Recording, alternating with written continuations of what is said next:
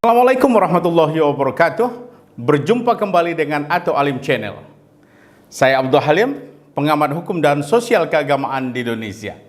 Sahabat sekalian, hari ini kita coba melihat ada hal baru yang terkait dengan ekonomi syariah versus ekonomi kerakyatan. Nah, inilah yang kita coba evaluasi dari pendapat AS Panji Gumilang terkait statementnya yang menyatakan bahwa tinggalkan ekonomi syariah. Nah, bagaimana sebenarnya statementnya? Dapat kita ikuti di dalam video berikut ini. Saudara-saudara, mewujudkan satu keadilan sosial bagi seluruh rakyat Indonesia.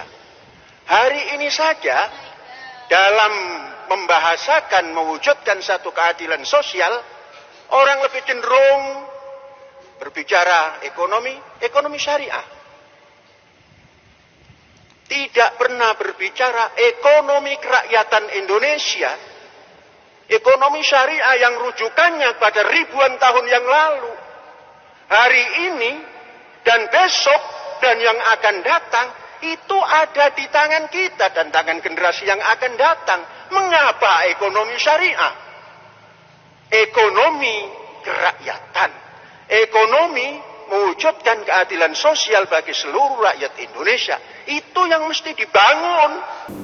Sahabat sekalian, kalau kita lihat daripada video dan statement daripada AS Panji Gumilang ini, di sini ada kalimat yang sangat keras, pukulannya sangat keras menurut saya. Bagaimana dia mengatakan bahwa tinggalkan ekonomi syariah.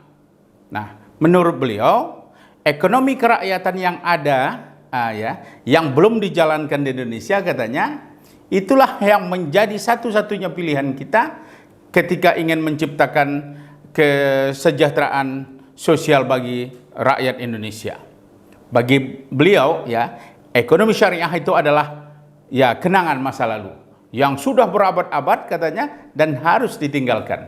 Nah, bagaimana kira-kira respon kita terhadap statement ini? Nah, pertama yang penting kita tegaskan di sini adalah sepertinya AS Panji Gumilang ini tidak paham tentang apa sebenarnya ekonomi syariah. Bagi dia barangkali ekonomi syariah yang katanya adalah bersumber dari berabad-abad tahun lalu, itu statement itu menegaskan bahwa dia pikir mungkin ekonomi syariah itu hanya merujuk dari kitab-kitab jadul, kitab-kitab imam mazhab yang lalu, atau dari referensi-referensi yang sebenarnya sudah muncul diproduksi oleh para ulama masa lalu. Nah, padahal kalau kita lihat posisi bagaimana misalnya pendapat para ulama dahulu itu adalah hanya bagian daripada yang harus menjadi pertimbangan dan menjadi rujukan dari aspek nilai yang tergantung daripada pendapat itu. Tidak ditelan secara bulat-bulat. Jadi apa yang digariskan pada masa lalu itu adalah sesuatu yang bisa berubah. Jadi berubahnya hukum, berubahnya masa, itu dapat dengan terjadi karena adanya persoalan-persoalan kehidupan yang terus berubah. Zaman berubah, keadaan berubah, dan situasi sosial masyarakat juga berubah, termasuk juga tentu intelektual masyarakat yang terus berkembang. Nah, inilah barangkali yang saya lihat pemahaman yang keliru terkait dengan ekonomi syariah, karena ekonomi syariah itu adalah sesuatu yang terus dilakukan pembaharuan-pembaharuan, penafsiran-penafsiran dalam rangka menerapkan nilai-nilai ekonomi syariah di Indonesia. Nah, ini barangkali harus menjadi perhatian daripada AS Panji Gumilang. Nah, sahabat sekalian, apa sebenarnya ekonomi syariah yang kita paham? Ekonomi syariah adalah sistem ekonomi yang mengimplementasikan nilai-nilai syariah, nilai-nilai keislaman di dalam kehidupan, di dalam kehidupan ekonomi dan keuangan itu sendiri. Jadi nilai universal inilah yang menjadi rujukan daripada ekonomi syariah, yaitu Al-Quran, yaitu hadis dan ijtihad. Nah, dalam konteks ijtihad inilah sebenarnya ya perubahan-perubahan fatwa akan terjadi dengan perubahan zaman, waktu dan keadaan. Jadi kalau sekarang kita lihat di Indonesia, perubahan itu terjadi, bisa kita lihat bagaimana produk-produk daripada Majelis Ulama Indonesia yang merespon perkembangan-perkembangan zaman untuk kemajuan di bidang ekonomi umat Islam di Indonesia dan umat dan warga di Indonesia. Kita lihat misalnya di Majelis Ulama itu ada namanya Dewan Syariah Nasional, DSN. Nah, kelompok inilah ya, divisi inilah, komisi inilah yang berpikir keras mencoba mengkaji prinsip-prinsip ekonomi Islam itu ya dengan merujuk kepada Al-Quran dan hadis, serta tentu memperhatikan perkembangan situasi zaman sekarang. Jadi jangan dipikirkan, mungkin inilah yang dilakukan, yang terjadi di AS Panji Gumilang, bahwa ya dalam sistem ekonomi syariah itu tinggal mencopot ayat, hadis, dan pendapat ulama. Enggak. Justru sebenarnya sekarang ini juga dalam melakukan ijtihad itu, selain para ulama, juga diminta ya pendapat dan pandangan daripada ahli-ahli di bidangnya untuk menciptakan sebuah pendapat atau fatwa yang lebih baik. Kenapa? Karena sekarang fatwa itu sendiri tidak bisa hanya orang-orang yang hanya alim dalam soal ilmu agama, tetapi juga harus memiliki kapasitas ya, orang-orang yang memiliki kapasitas di bidang ekonomi misalnya, bidang kesehatan. Nah, bidang-bidang inilah yang kemudian diambil oleh Majelis Ulama Indonesia untuk memberikan pendapat, untuk memberikan perspektif agar dalam menyusun fatwa-fatwa itu tidak terjadi kesalahan atau dianggap justru di luar kebutuhan atau tidak sesuai dengan perkembangan itu. Sahabat sekalian, kita harus juga melihat ya bagaimana sebenarnya ya, saya ingin menyampaikan dan menegaskan bahwa ekonomi kerakyatan yang dimaksudkan oleh Panji Gumilang tentu adalah ekonomi dengan kekuatan pada rakyat. Ekonomi kerakyat itu adalah bagaimana ya kekuatan ekonomi rakyat itu menjadi pondasi dalam kegiatan perekonomian di Indonesia. Nah, pada sisi ini sebenarnya antara ekonomi syariah dan ekonomi kerakyatan tidak terjadi kontradiksi di sini. Karena kita lihat ekonomi syariah juga memberi perhatian terhadap ekonomi rakyat. Misalnya kalau kita lihat bagaimana misalnya sebuah kekayaan ya, sebuah kekayaan itu distribusinya pun itu tidak boleh berpusat pada satu kelompok. Justru di sini nilai ekonomi kerakyatan juga seperti itu, dan nilai ekonomi syariah juga memberikan pemerataan dan memberikan juga sebuah nilai-nilai untuk menghindari hal-hal yang tidak menguntungkan masyarakat atau rakyat itu sendiri. Coba kita lihat misalnya sahabat sekalian ya, bagaimana ekonomi syariah itu bergerak dengan memperhatikan prinsip keadilan. Ekonomi kerakyatan juga tentu adalah yang digagas, terutama yang digagas oleh Bung Hatta, itu adalah bagaimana ekonomi kerakyatan itu yang menjadi titik sentralnya adalah kekuatan rakyat melalui koperasi misalnya, UMKM. Nah, ini tentu sejalan dengan prinsip ekonomi syariah itu juga, yaitu mengutamakan atau memperhatikan aspek keadilan ya dalam setiap kegiatan ekonomi maupun keuangan itu sendiri. Jadi ekonomi syariah di sini tidak membenarkan adanya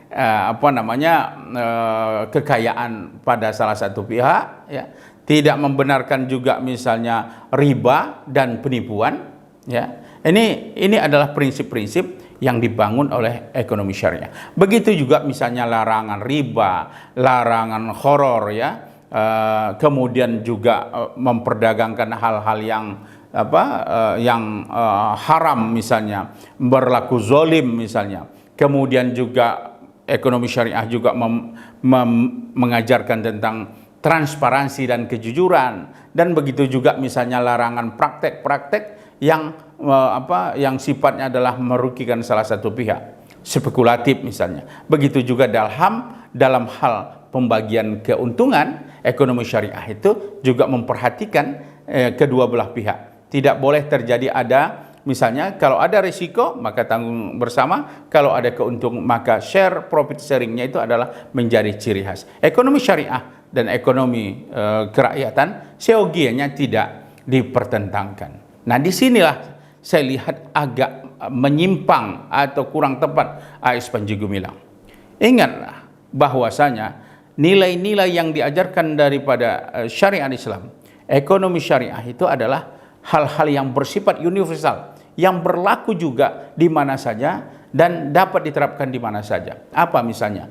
Tadi keadilan, persamaan hak, kemudian kejujuran, anti korupsi misalnya, anti terhadap monopoli misalnya. Ini adalah hal-hal yang sebenarnya universal. Dan tentu juga tidak pada tempatnya juga misalnya nilai-nilai itu kita nafikan.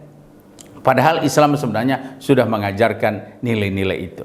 Dan satu lagi juga sahabat sekalian, kalau kita lihat di dalam soal muamalah ada kaidah yang dibangun oleh di dalam Islam, yaitu al-aslu fil muamalah al-ibahah.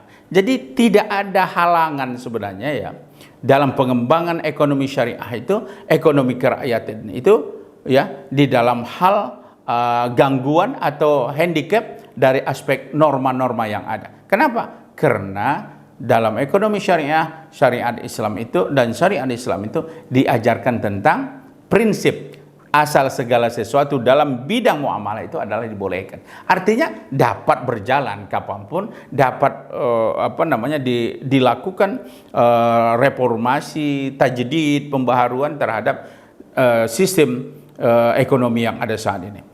Hukum Islam, ekonomi syariah itu bisa menyesuaikan dengan berbagai keadaan. Makanya perubahan hukum itu dapat terjadi karena perubahan juga waktu, tempat, dan keadaan. Jadi artinya elastisitas dan dinamisnya hukum Islam itu terkait di bidang ekonomi membuat dia bisa diterapkan di Indonesia dan bisa membantu negara kita keluar dari hal-hal kesulitan ekonomi. Kita lihat sekarang bagaimana peran ekonomi syariah dalam perbankan syariah misalnya, dapat kita lihat nyata misalnya bagaimana suku syariah yang kemudian menjadi andalan negara kita juga ya. Bagaimana misalnya juga soal peran zakat ya, zakat, wakaf dan lain-lain itu adalah bagian daripada atau investasi syariah misalnya. Ini adalah bagian daripada kemajuan-kemajuan yang ada di dalam ekonomi syariah itu. Jadi jangan katakan, apalagi mengatakan tinggalkan ekonomi syariah. Mungkin Anda yang kurang paham tentang apa yang dimaksud dengan ekonomi syariah. Ekonomi syariah itu adalah tidak bertentangan dan dapat sejalan dengan ekonomi kerakyatan yang kita gaungkan, dan bisa juga menjadi sinergitas. Kenapa? Undang-undang dasar kita sebenarnya mengatakan bahwa negara kita ini dibina dari berbagai komponen-komponen nilai, yaitu nilai agama, nilai adat, dan suku bangsa itu menjelma menjadi sebuah kekuatan, baik itu di bidang ekonomi, bidang politik, dan lain sebagainya. Bahwa ekonomi syariah itu adalah menjadi pilihan juga sekarang ini di berbagai negara untuk diterapkan dalam rangka mengantisipasi perkembangan ekonomi yang semakin dahsyat sekarang. Sahabat sekalian, barangkali jangan sampai ada pihak-pihak yang menyingkirkan nilai-nilai syariat Islam, agama, termasuk juga bahkan saya berani mengatakan jika ada nilai-nilai yang bagus dari agama-agama lain juga untuk membangun ekonomi kita di Indonesia, itu juga harus kita perhatikan karena nilai-nilai itu sifatnya adalah universal, dapat diterapkan dan dapat diakomodir di mana saja, kapan saja. Jadi saya pikir jangan persempit, apalagi membenturkan antara Islam dan negara, antara ekonomi syariah dengan ekonomi kerakyatan. Jangan gara-gara ada misi tertentu berlindung dengan negara misalnya untuk menutupi kelemahan lainnya. Jangan terlalu curiga atau bahkan Islamofobia terhadap Islam itu sendiri. Saya pikir semuanya nilai-nilai dalam masyarakat, adat dan budaya kita, agama dan lain-lain itu akan menjadi kekuatan bila kita menghargai dan memanfaatkannya lebih cerdas dan lebih baik. Demikian saja. Assalamualaikum warahmatullahi wabarakatuh.